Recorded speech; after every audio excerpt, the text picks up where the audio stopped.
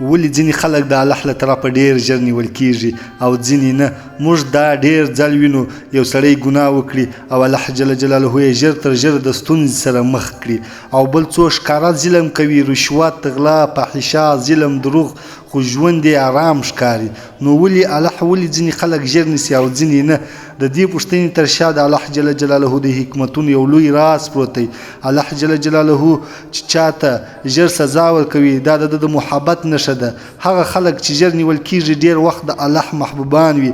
الله جل جلاله غواړي هغوی ژر راویښ کړي، هغوی ته یادونه وکړي او له ګناه یې پاک کړي.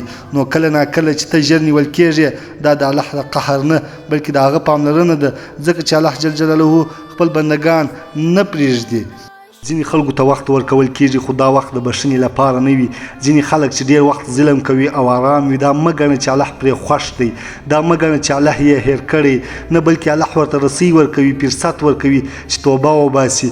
او که هغوی دا فرصت هم د غرور، سرکشي او فساد لپاره وکاروي نو بیا د الله جل جلاله نیونه داسې سخت راځي چې هېڅوک یې نشي تمولی. الله تعالی فرمایي په قرآن عظیم شان کې بېشکه ستا د رب نیونه ډېره سخته ده.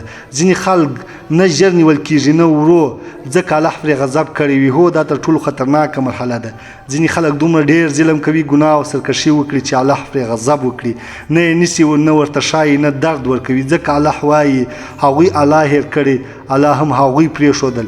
یاد وساته هر څوک چې آزاد ښکاري آزاد نه وي. ځینې خلک د الله تر سخت ازموینه لاندې وي چې ښکاري سوکاله دی، او ځینې خلک ژر ژر نیول کېږي ځکه الله یې غواړي چې ښه انسان یې وساتي.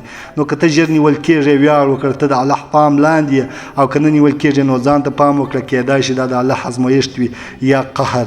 یا الله جل جلاله موږ دغو بندګانو څخه وګرځوه چې ته یې نه هېروې. موږ ته هغه اخلاص راکړه چې ته یې خوښوې، او موږ مه پرېږده چې د توبې فرصت له لاسه ورکړو. که ته هم غواړې دا د حق خبرې نورو ته ورسوي نو د واو درمان چینل سبسکرایب کړه، کمنټ وکړه او ویډیو له خپلو ملګرو سره شریکه کړه. کېدای شي ستا یو شیر د چا ژوند بدل کړي.